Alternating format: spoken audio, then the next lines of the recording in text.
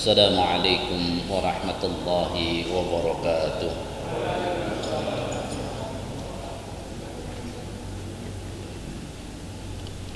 Alhamdulillah nahmaduhu wa nasta'inuhu wa nastaghfiruh wa na'udzu billahi min shururi anfusina wa sayyiati a'malina. May yahdihillahu fala mudilla lahu wa may yudlilhu fala hadiya lahu. Asyhadu an la ilaha illallah wahdahu la syarika lahu wa asyhadu anna Muhammadan 'abduhu wa rasuluh alladzi la nabiyya wa la rasula ba'dah. Allahumma fashalli wa sallim ala Muhammadin wa ala alihi wa sahbihi wa mawalah, amma ba'd. Qala ta'ala ya ayyuhalladzina amanu taqullaha haqqa tuqatih wa la tamutunna illa wa antum muslimun.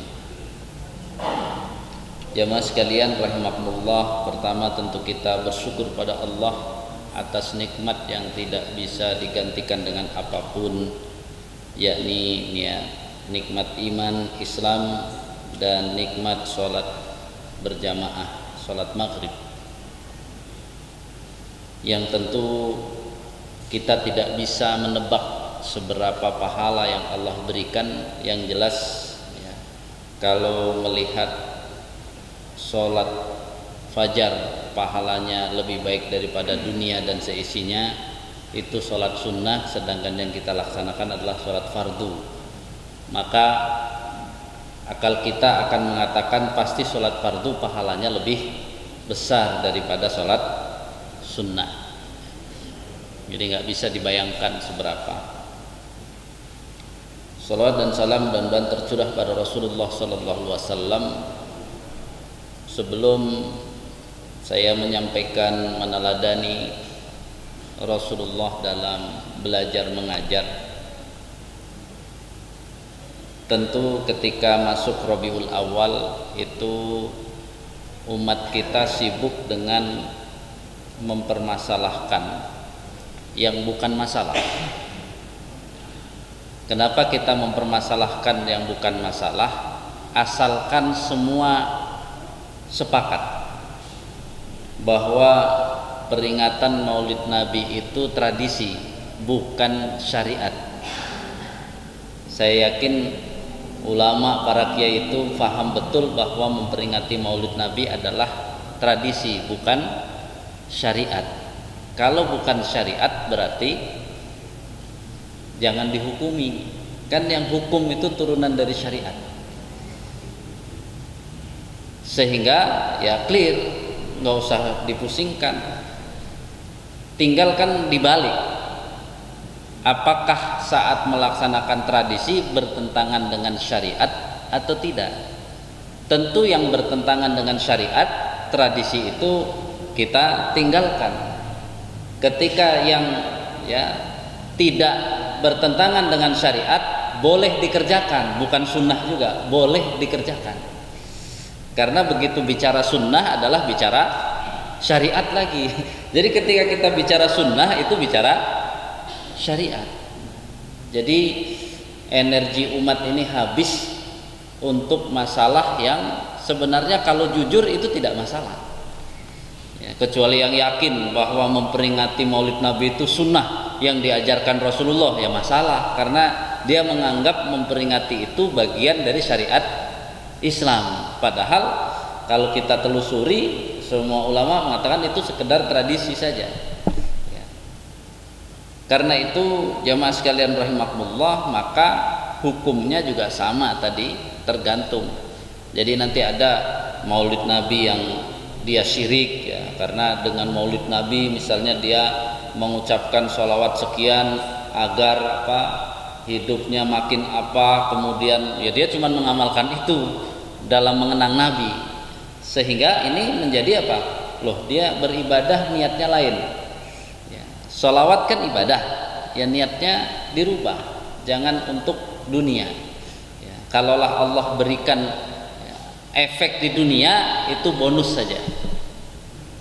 Kembali kepada apa yang kita ingin sampaikan, bahwa setiap Rabiul Awal banyak juga para dai yang menyampaikan hadis riwayat Imam Al-Baihaqi ya, innama bu'istu liutammima makarimal akhlaq.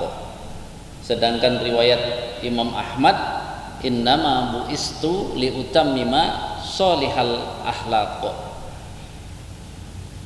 Yang kalau kita telusuri makna yang berhasil ditransfer kepada kaum muslimin, itu maknanya bahwa sesungguhnya Rasulullah diutus hanya untuk menyempurnakan akhlak. Seringnya kan itu kan bahasanya. Pertanyaannya langsung, karena kita kan bicara kegiatan belajar mengajar Nabi. Nabi itu kalau kegiatan belajar mengajar harus dikonfirmasi benar atau salah gitu ya. Sesungguhnya Nabi diutus hanya untuk menyempurnakan akhlak, benar atau salah. Tuh kan pelajaran kan harus gitu. Kalau muridnya belum bilang benar, belum bilang salah, salah muridnya atau salah gurunya? Bisa dua-duanya gitu. Gimana Pak? Sesungguhnya ditambah lagi lah, sesungguhnya Rasulullah ya diutus untuk menyempurnakan akhlak yang mulia. Benar atau salah? Kok nggak ada suaranya Pak? Benar atau salah? Benar. Ya kalau benar memang belum sesuai dengan keinginan hadis itu.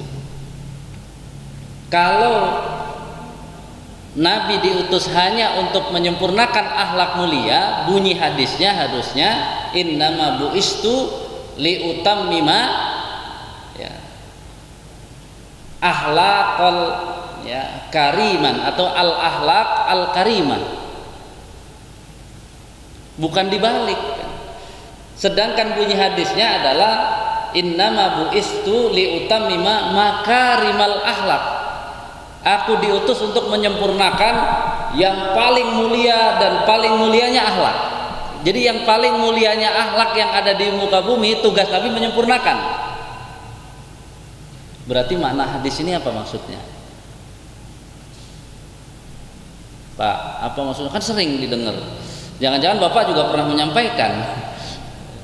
Maksudnya sesungguhnya Nabi diutus hanyalah untuk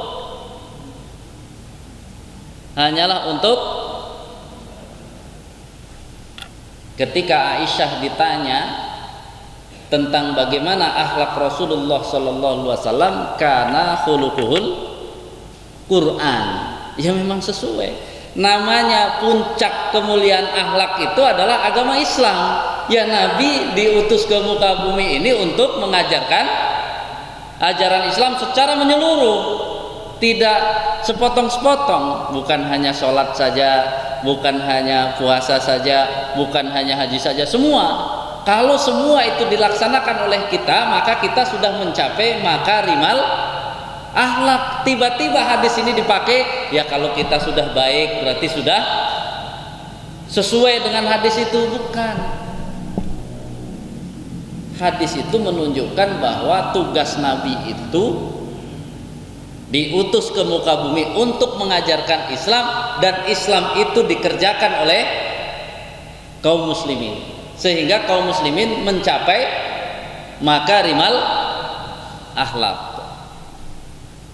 Maka seumur ya hidup Nabi kan memang mengajarkan Al-Quran, tapi mengajarkan Al-Quran bukan sebatas membaca semuanya dengan isi-isinya, sampai praktek yang harus dikerjakan dalam kehidupan sehari-hari.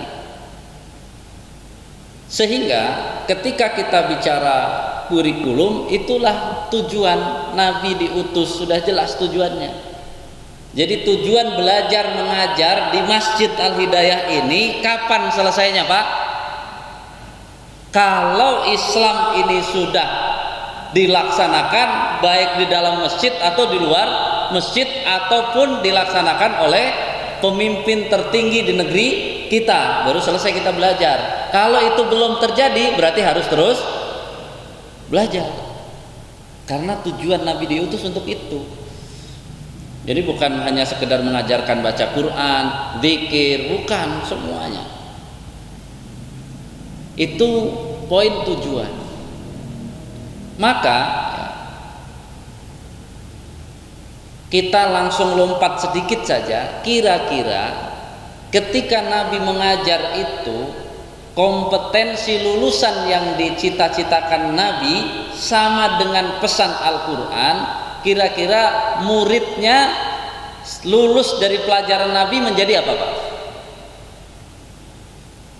Ya, kita ini kalau boleh berhenti belajar, Ustadz, boleh, asal sudah ya kompetensi lulusannya sudah dipegang oleh kita. Apa kompetensi lulusannya? Dzalikal kitabu la raiba fihi hudal lil muttaqin.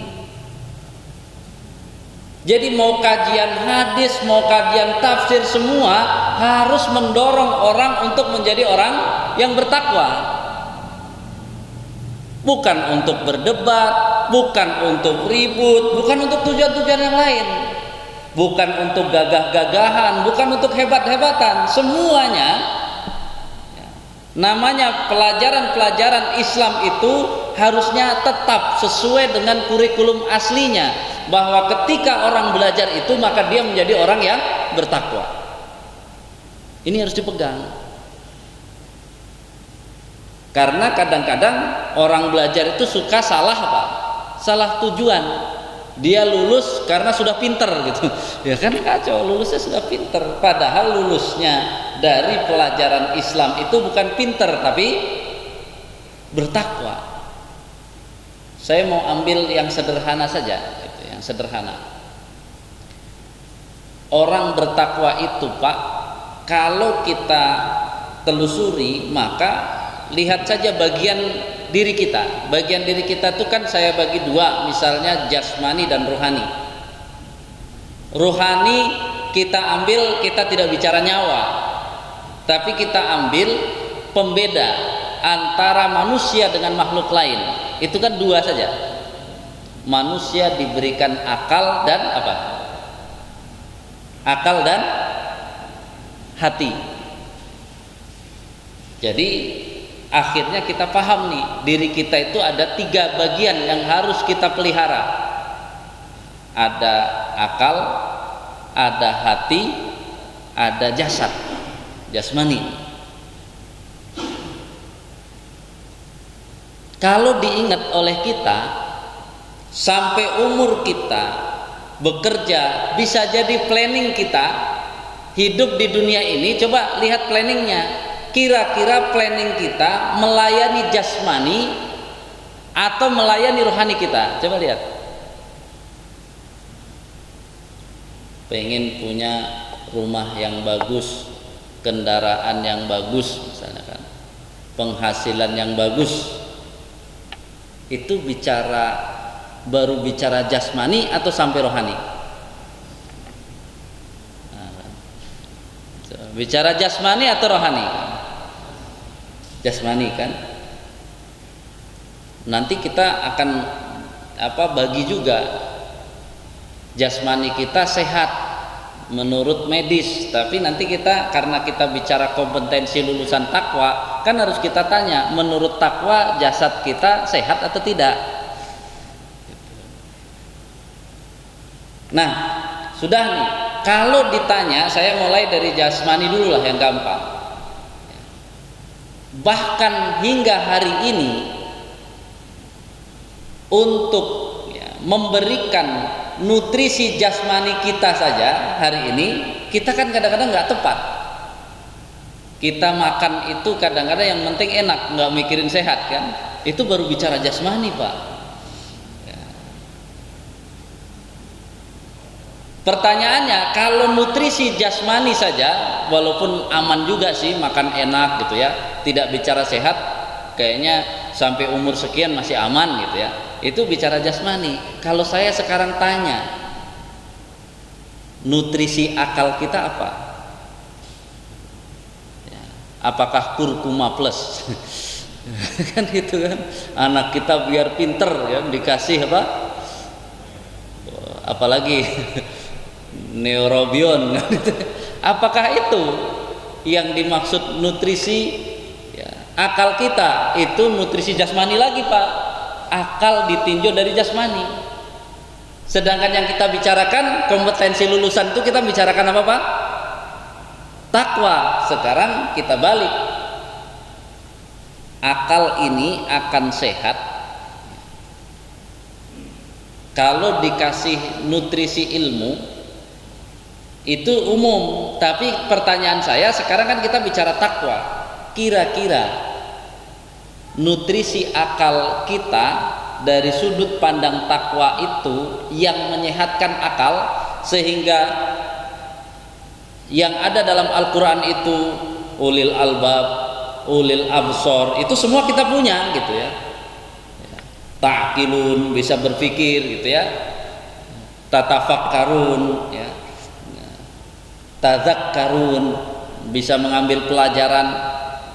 Pertanyaannya, coba ilmu seperti apa yang bisa menyehatkan akal dari sudut pandang takwa? Ilmu seperti apa Pak? Kan nggak boleh ragu-ragu kan nih, kita langsung meneladani cara belajar Rasulullah. Harus jelas Bapak sudah sama atau belum persepsinya. Ilmu apa Pak kira-kira?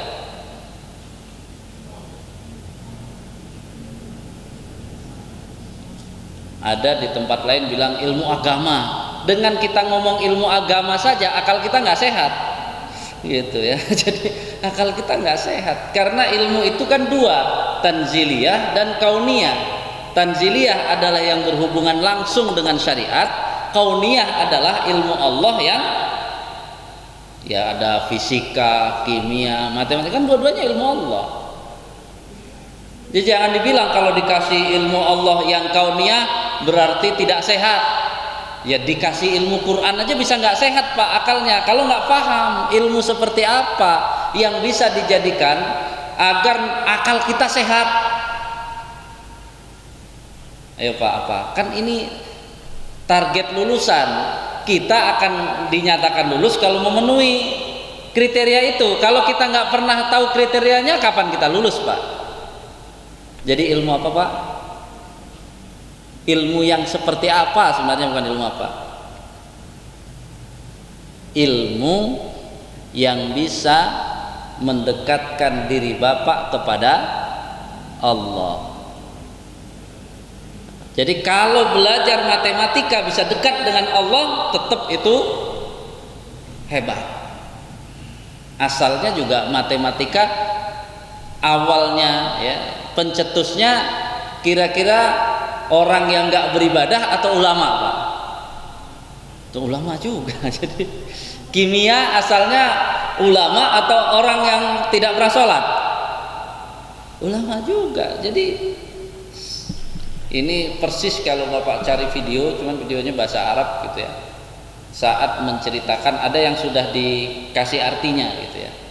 Saat ya Allah yarham Dr. Said Ramadan Al-Buti gitu ya, menceritakan tentang bagaimana umur 16 tahun 17 tahun bapaknya itu ya menekankan kepada beliau. Penekanannya sederhana sekali. Bapaknya kalimatnya memang luar biasa. Kata bapaknya, kalau jalan untuk mendekatkan diri kepada Allah itu dengan mungut sampah cukup, maka akan aku jadikan engkau pemulung. Bayangkan.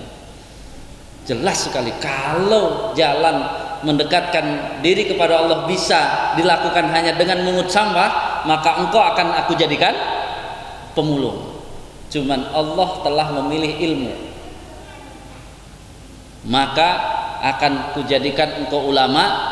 Tapi ingat bahwa ilmu itu untuk mendekatkan diri kepada Allah.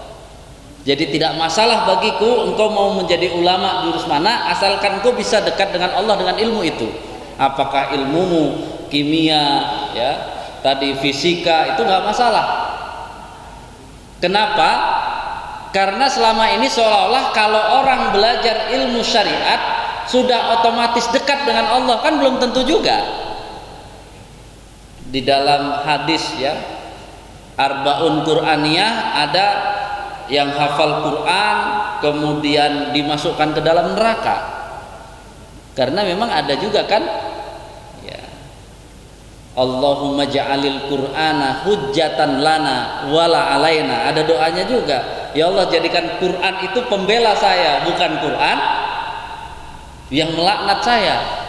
Ya, di situ kan, ini poin yang harus dipahami, ya, harus dipahami. Makanya belajar Quran yang diukur jangan cuman hafalnya, tapi saya makin bertakwa atau tidak.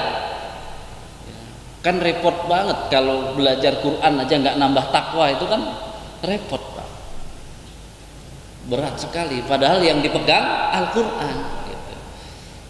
Jadi ilmu apa saja asal bisa digunakan untuk mendekatkan diri kepada Allah dengan benar, maka dia tidak masalah, itu sehat buat akal.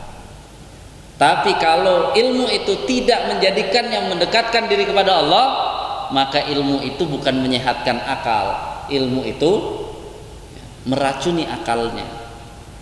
Walaupun ya dia tidak menjadi pasien rumah sakit Marzuki Mahdi, tidak gitu ya. Jadi dia nggak gila gitu. Jadi akal yang sehat itu tidak otomatis dia gila. Akal yang sehat yang diinginkan oleh takwa adalah akal yang selalu mengajaknya untuk mendekatkan diri kepada Allah dengan ilmu-ilmu yang dimilikinya.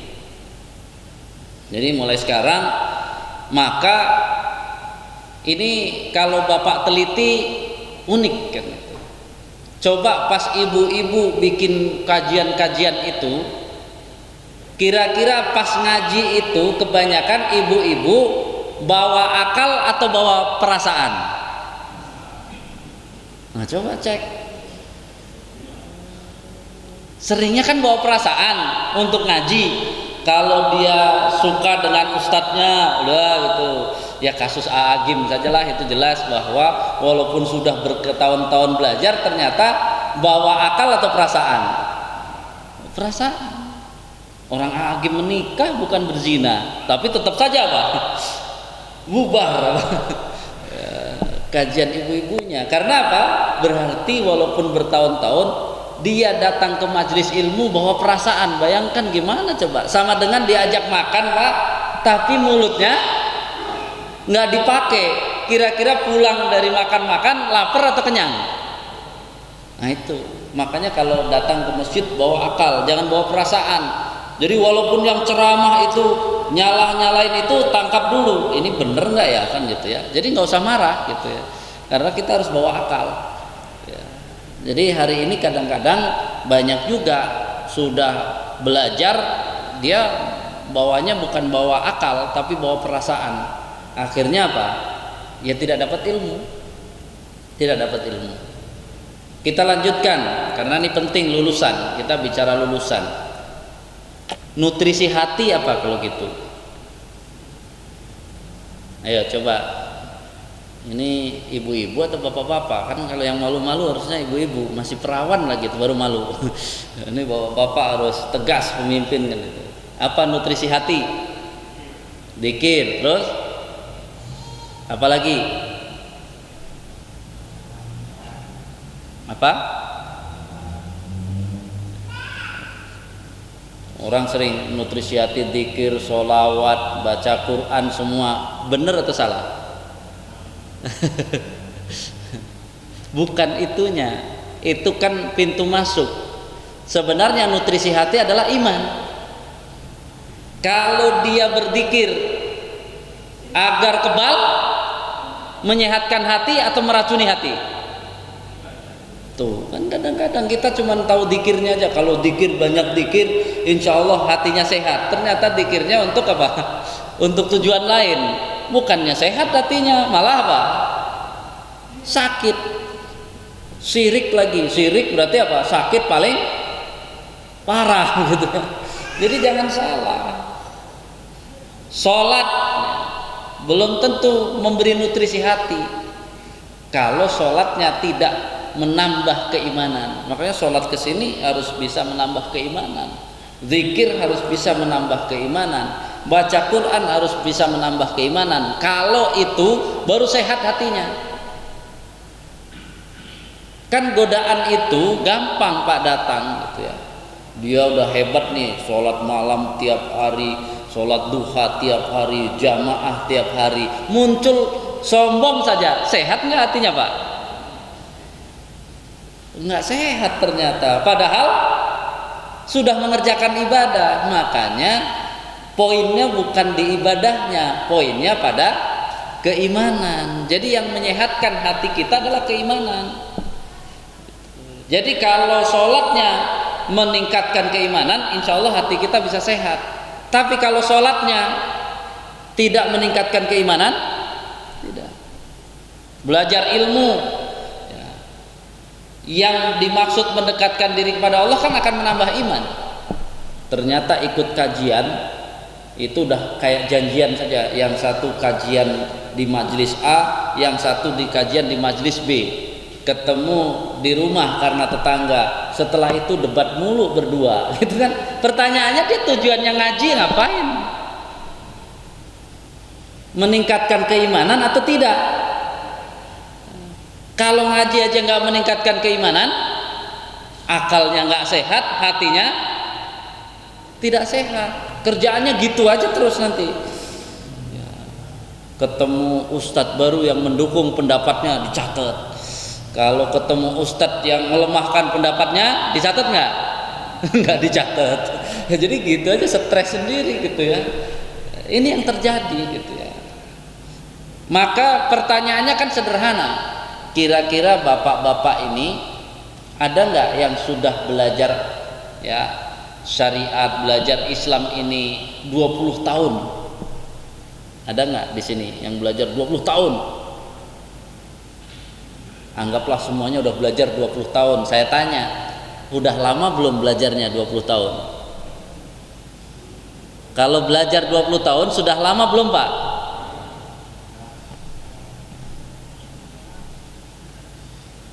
Kan ukurannya aja kita masih bingung kan. Saya kalau belajar 20 tahun sudah lama belum ya? Lama nggak Pak? Lama. Padahal Rasulullah dengan guru terbaik, kurikulum terbaik, berapa lama belajarnya? Kurang lebih 23 tahun. Bapak gurunya udah sehebat itu, terus materinya sehebat itu, baru 20 tahun bilang lama. Jadi nggak akan kita sombong mau belajar udah 30 tahun, kan guru kita belum ketemu Rasulullah, tetap saja kita masih kurang gitu ya. Jadi lihat cara menundukkan kesombongan gampang sekali Pak, ukurannya yang benar gitu ya. Maka kalau Bapak sudah mulai menangkap dengan hati, nggak mungkin Bapak akan berhenti belajar sampai Bapak meninggal. Karena apa? Waktu sisa umur Bapak nggak cukup untuk belajar Islam ini. Kalau melihat Rasul yang ngajar, materinya langsung, pengawasnya Allah saja butuh kurang lebih 23 tahun. Jadi jangan bilang, oh alhamdulillah saya udah lama ngaji di Al-Hidayah ini berapa tahun, 20 tahun. Ya belum lama lah. Sahabat yang langsung pada Rasulullah saja dianggap lulus setelah 23 tahun. Kita ini kan kadang-kadang suka bikin ijazah sendiri namanya. Jadi belajarnya belum kelar sudah merasa punya ijazah.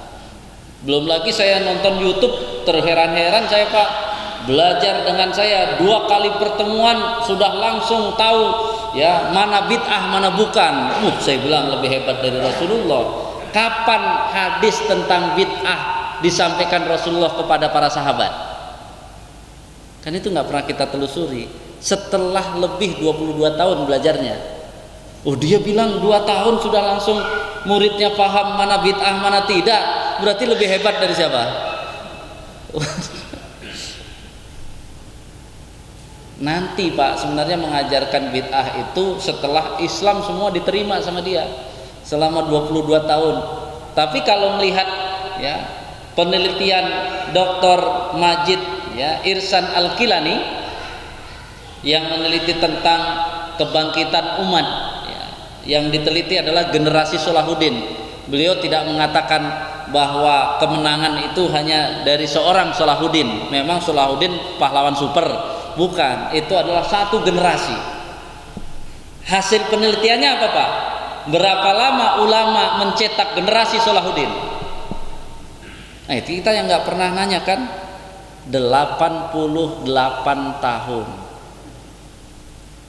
Jadi kita sampai nanti wafat belajar berarti udah kelar belum Mbak? Belum kelar kita. Sabar, jangan buru-buru menang juga. Memang belum waktunya, orang belum ada yang menggarap ya. Itu generasi Salahuddin 88 tahun. Jadi ulama kita ini memang hebat, dia paham gitu ya. Sabar bener, namanya mendidik gitu ya. Kapan hasilnya ya, apakah hasilnya saya wafat tidak melihat hasil nggak apa-apa, tapi namanya pendidikan itu harus apa? Harus diproyeksikan ini sampai selesai ya gitu ya. Kalau belum selesai jangan berhenti. Kalau belum selesai jangan berhenti. Nah ini jasmani tadi, satu lagi. Jasmani kalau sehat menurut takwa gimana? Kan Bapak nih pas diperiksa tensinya bagus, tekanan darahnya bagus, kolesterol aman, asam urat aman, di depan TV bengong aja. Itu kan kalau medis tetap sehat kan Pak? Tapi kalau menurut takwa sehat nggak? Nggak sehat. Orang dia tidak melakukan amal soleh, karena ukuran sehat jasmani bagi takwa adalah ketika jasmani itu menghasilkan amal soleh, itu baru sehat. Maka kalau kita punya ya jasmani sehat menurut takwa Pak, suatu saat kita ternyata sakit secara medis, itu nggak ada masalah Pak, karena cita-citanya sudah jelas. Oh, saya pengen jasmani saya sehat menurut ketakwaan, walaupun sekarang sedang sakit menurut medis. Tiba-tiba misalnya kawan Bapak bilang, Pak, kami jamaah Masjid Al-Hidayah mau nengok. Dia kalau ngerti ketakwaan Pak, saya harus banyak dapat pahala dengan datangnya jamaah masjid yang mau nengok. Yang tadinya dia bajunya kumel, ganti baju dulu. Yang mungkin mukanya kucel apa, dicuci mukanya dulu. Pokoknya dia apa? Akan menunjukkan kepada jamaah bahwa apa? Gimana Pak sakitnya? Alhamdulillah sudah lebih baik. Walaupun mungkin menurut medis belum ya, hari itu lebih baik karena mau mendapatkan pahala. Terus kan gitu ya. Oh gitu ya Pak ya, gimana ini semua? Ternyata nengoknya kan sudah apa, dekat waktu sholat azan ya. Bapak-bapak nggak apa-apa, sudah cukup tuh, sudah azan, silahkan apa, Bapak kan sehat ke masjid, saya ya mau sholat di sini gitu ya. Itu kan enak. Kira-kira jamaah nengok orang yang sakit secara medis tapi sehat secara takwa rasanya gimana Pak? Indah betul gitu ya. Aduh, bagus Bapak itu udah kan gitu ya. Keadaannya dia nggak tahu. Padahal dia tahu saya harus menjadi jasmani yang takwa. Begitu ada kesempatan saya harus cari pahala. Walaupun setelah jamaah pulang, aduh ya Allah nggak tahan nih, biarin aja kan sama Allah. Itu hebat gitu ya. Ini bayangkan Bapak, satu jamaah rombongan datang ke orang yang sakit jasmani secara medis sekaligus sakit secara takwa. Insya Allah dari datang sampai pulang ngeluh aja dia Pak. Kira-kira mau pengen cepet pulang atau duduk terus di situ? Nggak enak kan? Ya aduh, ini Pak rasanya yang sini ini, yang ini, waduh gitu. Dengar adzan itu, ya Pak ntar dulu lah temenin, soalnya nih keluarga belum ada yang pulang. Dia nggak mikirin amal soleh dia. Jadi lihat gitu ya. Jadi lulusan-lulusan yang diajar Rasulullah tuh kayak gitu Pak. Cuma belajar kita hari ini karena nggak tuntas. Mending kalau nggak tuntas tuh dia merasa saya belum banyak belajar. Kadang-kadang belajar satu titik akhirnya bilang apa? Oh saya udah ngerti. Sehingga banyak sekali yang merusak akalnya, yang merusak hatinya. Contoh, Pernah dengar nggak misalnya magnet rizki? Ketika bicara magnet rizki itu, coba dilihat presentasi itu, yang disebut rizki yang mana? Ketika butuh sesuatu Allah kasih, ketika begitu. Pertanyaannya, hitungannya hitungan akhirat atau hitungan dunia? Dunia. Ketika saya ditanya oleh jamaah yang ikut, kan Ustadz begini ini magnet rizki, saya cuma mengatakan begini Pak, berarti Rasulullah saat dengan para sahabat saat pulang pergi perang Tabuk sampai habis apa bekalnya, lalu setiap ketemu daun di pinggir jalan dimakan daunnya sampai apa rusak bibirnya, berarti Rasulullah nggak punya magnet rizki dong. Jadi pusing juga kan, makanya jangan sepotong. Kalau mengartikan rizki itu yang enak-enak tadi, itu Rasulullah berarti nggak punya magnet rizki dong Pak. Padahal ada Rasulullah bersama sahabat, bekalnya habis, nggak ada yang nganter, mungkin burung turun ngasih, itu nggak begitu ya.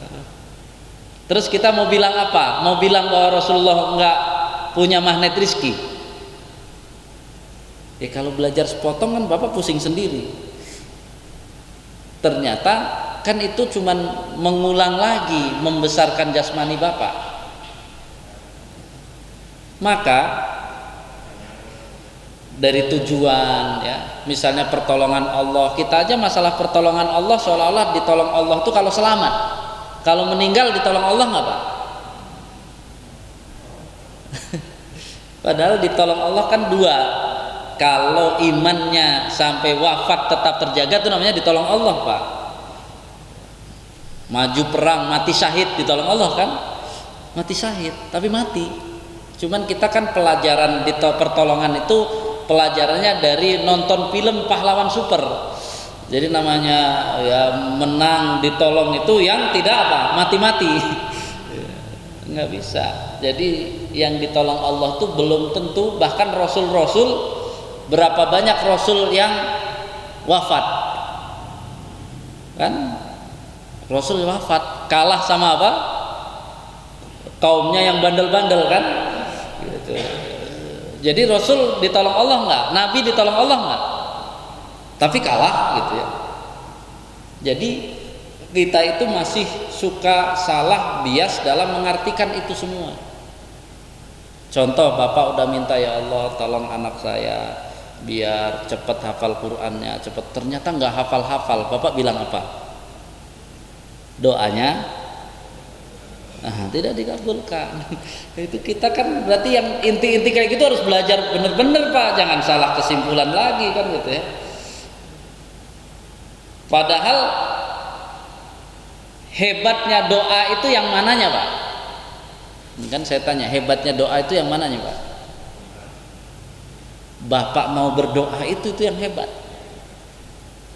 Ad-doa huwal ibadah. Hadis ada yang menyebut doa itu ibadah. Jadi Bapak minta sama Allah itu ibadah. Namanya ibadah berarti Bapak habis minta langsung dapat apa? Pahala.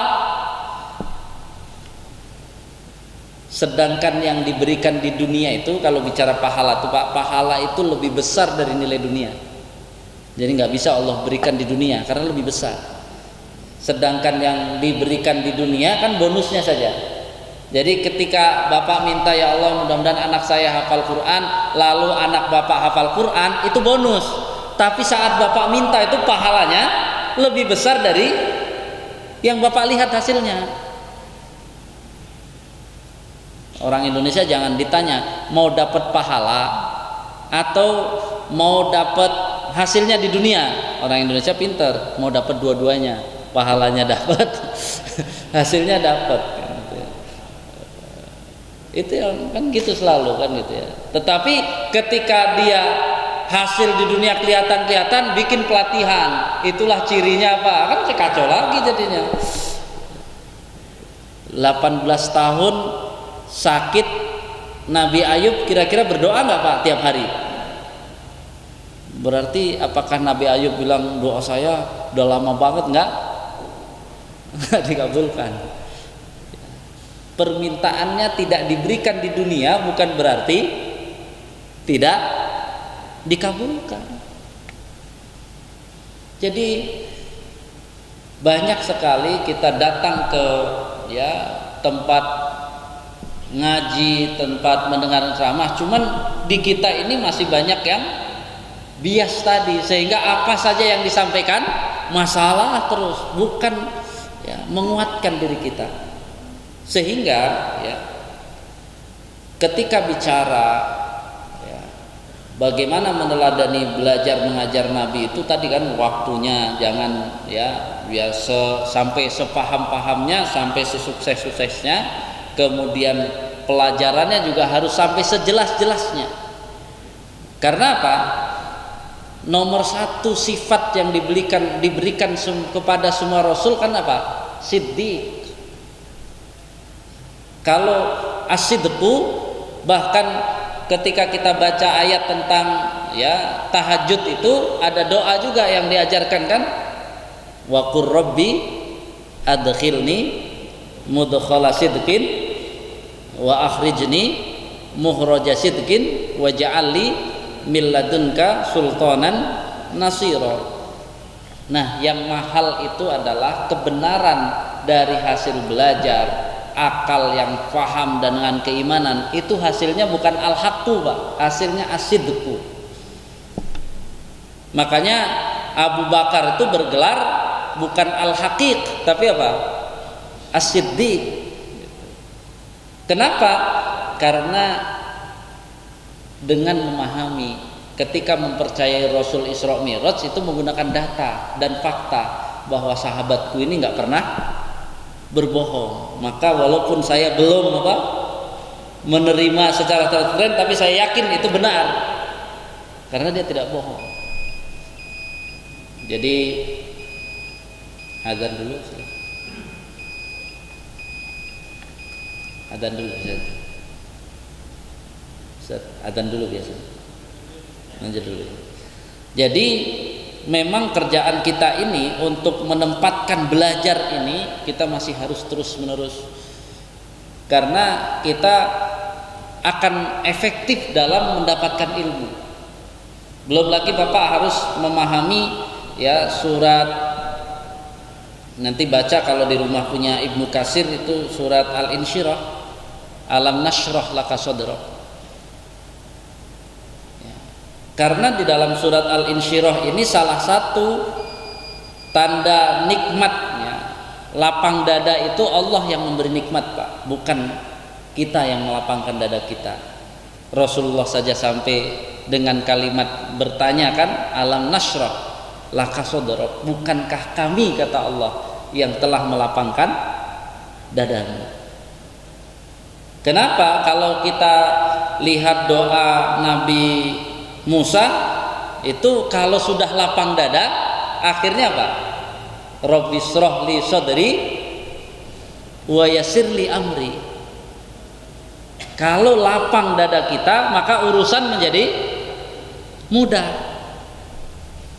Jadi kalau kita belajar tuh Pak, bukan mempersempit, namanya belajar harus apa? Memperluas, karena Islam itu sempurna. Cuma hari ini hilang kejujuran. Contoh, kalau ada orang misalnya jamaah masjid ini boleh nggak berpegang ini hadis sahih bunyinya seperti itu, saya akan pegang sesuai bunyinya, boleh nggak? Boleh, gitu, boleh. Karena apa? Ini ada jalur ilmunya. Mentoknya sampai apa? Daud Ad-Dhahiri paling nggak. Kemudian saya mau ikut dari hadis ini, ternyata Imam Syafi'i memahami seperti ini, saya ikut pemahaman itu, boleh, boleh. Kan tinggal jujur saja. Cuman masalahnya hari ini banyak yang dia mengambil cara hadis sahih itu lalu dia mengklaim inilah Islam, inilah Rasulullah. Salah lagi dia, nggak jujur namanya. Karena apa? Mau nggak yang mengambil hadis sesuai teksnya, mengambil pemahaman Quran sesuai teksnya? Harusnya kalau ditarik dari ilmu, dia pengikut siapa? Jangan bilang pengikut Rasulullah dulu, ya nanti ke atas ke Rasulullah. Tapi dia mengikuti madhab Daud al-Dhahiri, karena namanya al-Dhahiri itu memahami hadis sesuai teksnya, tekstual. Tapi maunya kan apa? Enggak, ini mah mewakili Rasul, ini yang sunnah Rasul. Itu salahnya, enggak jujur. Sekarang gini, Bapak diberikan ilmu tentang hadis, kemudian Bapak gali hadis, dari hadis-hadis dan ayat Al-Quran Bapak simpulkan hukum. Pertanyaannya, pas saat Bapak menyimpulkan hukum, kalau dirujuk lagi kira-kira dari imam madhab itu ada nggak yang menyimpulkan seperti Bapak? Pasti ada. Berarti kan tinggal ngurut. Oh, Bapak ternyata ikut. Kalau diurut nih, yang ngomong begini, ngomong sholat subuh nggak perlu dengan doa kunut, itu adalah apa? Misalnya madhab Imam Ahmad Ibnu Hambal. Selesai, Pak. Kalau di depan orang yang kunut mengikuti madhab Syafi'i, lalu ada yang bilang menurut madhab Hambali doa kunut tuh nggak perlu, marah nggak pengikut Syafi'i, Pak? Nggak bakalan. Karena apa? Udah tahu itu apa? Itu kan pendapat Imam Hambali. Saya ikut Syafi'i. Kenapa banyak orang marah? Karena apa? Menurut Rasulullah, kata dia. Kan kalau menurut Rasulullah berarti semua ahli fikih itu bukankah sebelum mengambil hukum dia mencari dulu ayat dan hadis? Berarti ayat sampai Rasulullah, hadis sampai Rasulullah. Pertanyaannya kan sederhana, kenapa ada beda pendapat? Itu tidak semua ayat dan hadis itu, Pak, menjelaskan secara terang benderang dan terperinci. Maka kalau ayat dan hadisnya sudah terang benderang dan terperinci, kira-kira para ahli fikih berbeda pendapat nggak, Pak? Enggak. Tapi kalau ada beda pendapat berarti dasar pengambilan hadis dan ayatnya belum terperinci, sehingga dibutuhkan pemahaman yang benar. Karena pemahaman pasti ada beda. Biasa-biasa saja kalau gitu, dalam fikih berbeda itu pasti ada pemahaman ya. Jadi tidak langsung, karena memang kalau baca, coba buka misalnya Sahih Bukhari, kan banyak yang belum clear, ini maksudnya apa ya, ini maksudnya. Nah, itu yang dimaksud, bahwa hadis-hadis atau ayat-ayat kita belum menangkap dengan utuh. Berarti nanti ketika diurut, oh ini perlu penjelasan. Maka kalau para ahli fikih itu sepakat, berarti itu ayat dan hadisnya pasti sudah jelas, itu tidak perlu lagi ada tambahan pemahaman. Makanya kalau kita bisa jujur saja bahwa disampaikan ini menurut madhab ini, itu udah aman. Kemudian jujur, kalau memang di dalam ya masalah itu ada 4 pendapat, kita bilang 4, itu jujur. Kalau 4 bilang 1, jujur nggak, Pak? Sebenarnya nggak jujur. Itu yang harus dipahami. Sehari ini banyak masalah itu karena apa? Saya cuma mengatakan tidak jujur. Karena dalam buku Kebangkitan Umat ya, yang tentang tadi Salahuddin Al-Ayyubi itu, ulama itu jadi mereka sepakat, setiap daerah yang misalnya pengikut Syafi'i, sudah ajarkan Islamnya sesuai dengan Syafi'i. Tiap daerah yang dia ya Ahmad mau terus seperti itu, tapi mereka berlomba-lomba disuruh menyiapkan anak-anak muda yang siap berjuang di jalan Allah. Itu kesuksesan mereka, Pak. Padahal sebelumnya kenapa mereka ya kaum muslimin dan Yahudi dibantai di ya Baitul Maqdis sampai dalam sejarah darahnya setinggi tumit itu menggenang gitu ya. Itu karena apa? Karena di daerah dekat kekuasaan itu ada perang gara-gara beda madhab, sampai bunuh-bunuhan. Jadi itu yang diklirkan oleh para ulama, bahwa apa? Kenapa mereka gampang banget mengalahkan kita? Bukan mereka yang kuat, kitanya yang berantem sendiri. Ya, sehingga oleh mereka ya sudah, kalau memang di situ itu silakan di situ, tapi berlomba-lomba nanti mencetak tadi pada generasi muda yang bertakwa, Namanya bertakwa kan sudah apa? Akalnya, sudah kolbunya, jasadnya siap untuk Allah tadi. Makanya keberhasilan mereka akhirnya menaklukkan kembali Baitul Maqdis. Tapi waktunya tadi 88 tahun. Jadi kalau hari ini kaum muslimin masih begini begitu, wajar, lihat saja. Kadang-kadang ya perdebatan antar masjid, antar radio, ya kalau kayak gitu mah nggak usah di apa-apain juga belum kuat gitu ya. Makanya kenapa belum kuat? Ilmunya masih belum belajar serius.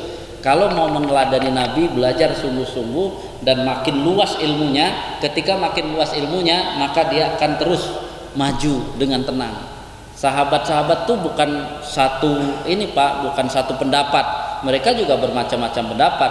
Tapi kalau sudah bicara Islam, mereka apa? Kompak jadi satu. Itu yang harus dipahami. Sudah jelas kan? Kalau diperdebatkan akan habis nggak? Mana lebih afdol? Witir sebelum tidur atau witir setelah bangun tidur? Ya sampai kiamat juga nggak akan ketemu. Karena apa? Ya itu dilakukan Abu Bakar, yang satu dilakukan Umar. Ya. Sementara kalau kita lihat perlombaan, mereka kan berlomba Pak. Umar itu kan saking fastabiqul khairat, maju menyerahkan setengah hartanya, dia kayaknya saya di sini saya bisa menang dengan Abu Bakar. Datang belakangan Abu Bakar diserahkan seluruh harta, udahlah nggak bisa menang kan gitu kan. Kan ada hadis yang ditanya, siapa yang hari ini sudah menengok orang sakit? Abu Bakar mulu yang angkat tangan. Siapa yang jawab? Jadi yang lain apa? Memang Abu Bakar. Ya. Sebagai penutup begini Pak, untuk menghilangkan kesombongan kita butuh niat yang sangat tinggi. Saya tanya kepada bapak-bapak, kira-kira di sini yang berniat menghafal Al-Quran 30 juz siapa di sini? Wah, itu udah sehat gitu ya. Yang lain niat aja nggak berani. Berarti rohani kita ini belum kadang-kadang diajak ya. Siapa yang berniat nyumbang masjid ini 1 miliar? Namanya niat terusnya kan gitu kan? Ya, orang udah ya ntar aja lah. Bahkan kalau ditanya, Pak, kalau kira-kira Bapak dikasih uang orang 1 miliar, boleh nggak yang 500 juta untuk masjid? Mikir-mikir, pelit banget, padahal masih coba masih apa namanya, masih wacana aja pelit ya, apalagi beneran kan gitu. Jadi kita ini jiwanya kalau hari ini ada sahabat Nabi dikasih nih 1 juta, mau masukkan keropak semua silahkan, mau dibelanjakan dulu sisanya masuk keropak juga silahkan. Kalau sahabat Nabi yang sudah sehat akalnya, kolbunya sama jasadnya, kira-kira diapain Pak uang 1 juta Pak? Langsung masukin keropak semua. Kalau kita jadi gitu. Coba siapa yang setiap seminggu sekali berniat infak masukin keropak 100.000, kan harusnya gitu. Ntar Pak Ustadz ya, kalau 2.000 perlu pakai niat nggak? Itu pakai niat nggak pakai niat tetap aja 2.000 kan gitu ya. Jadi kenapa penting? Karena gini, ternyata nanti suatu saat Bapak bisa hafal 10 juz. Kata kawan Bapak, hebat banget Bapak 10 juz. Nggak hebat lah, orang cita-cita saya 30 juz. Tuh setan langsung mengeret Pak. Kan kalau nggak ada cita-cita, dibilang hebat langsung apa? Ngerasa hebat nanti. Makanya Bapak kalau infak di sini saya berniat 1 miliar. Jadi walaupun Bapak nanti udah infak berjuta-juta dibilang hebat, enggak, orang cita-cita saya 1 miliar gitu ya. Jadi itu cara menyehatkan ruhani kita. Kalau kita ini kebalik, kekuatan rohani jasmani kita yang sehat-sehat nih, gembul-gembul ini itu terhalang oleh lemahnya rohani kita. Sedangkan Rasulullah sebagai penutup kan, sahabat Nabi itu kekuatan rohaninya terhalangi oleh lemahnya fisik. Abdullah bin Amr bin As datang kepada Rasulullah nanya, saya untuk khatam Quran berapa hari kira-kira Rasulullah? Boleh 30 hari 1 kali khatam. Kemudian apa? Ada yang menyuruh 2 minggu 1 kali, atau 3 minggu sekali, 2 minggu sekali, kemudian 3 hari sekali. Kalau bapak-bapak nanya sama Rasulullah, bapak pilih yang mana? Ya kan kalau namanya di depan Rasulullah harus dikerjakan Pak. Bapak mau milih yang mana? 30 hari sekali. Kalau Abdullah bin Amr bin As, pertanyaannya apa? Boleh nggak saya menghatamkan 1 hari sekali? Coba lihat mereka, kalau niat itu mereka apa? Niatnya nggak batas. Oleh Rasulullah nggak boleh. Berarti apa? Kekuatan rohaninya dibatasi oleh kelemahan jasmani. Jadi kalau kita dibalik, kalau diajak nih di Al-Hidayah, diajak Qiyamul Lail dari jam 1 sampai subuh, insya Allah habis suruh pada ngapain? Kompensasi, tadi badan jasmaninya sudah disiksa selama sekian jam, kompensasi tidur mulu. Sedangkan Rasulullah kompensasi itu jasmani atau rohani? Semalam Rasulullah berniat Qiyamul Lail, tidak bangun karena sakit, besok sholat duhanya dijadikan. Jadi mereka kompensasi itu rohani Pak. Kalau kita kompensasi, wow udah 30 hari nih ya di Ramadan, kebut-kebutan di amal soleh, besok nanti nyantai dulu gitu. Kita kompensasi jasmani.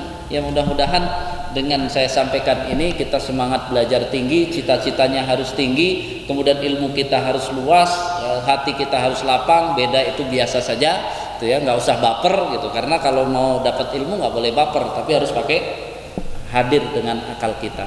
Ini yang bisa saya sampaikan. Kurang lebihnya mohon maaf. Alafu minkum.